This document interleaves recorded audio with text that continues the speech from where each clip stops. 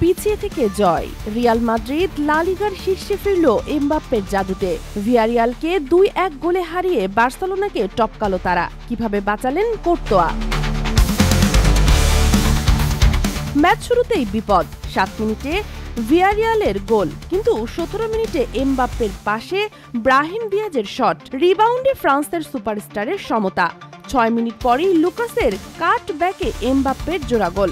ভিয়ারিয়ালের ২৩ shot, রিয়ালের মাত্র ৯, কিন্তু গোলমুখে রিয়ালের শট ছিল ৫টির ২ গোল, আর কোর্তোয়া ১০টি শট ঠেকিয়ে জয় এনে দিলেন। ২৮ ম্যাচে ৬০ পয়েন্ট নিয়ে শীর্ষে রিয়াল। বার্সেলোনা ২ ম্যাচ কম খেলে ৫৭ পয়েন্টে, ৩-এ আতলেটিকো, ৫-এ ভিয়ারিয়াল। এবার লা লিগার শিরোপা কি রিয়ালের, নাকি বার্সা ফিরে আসবে?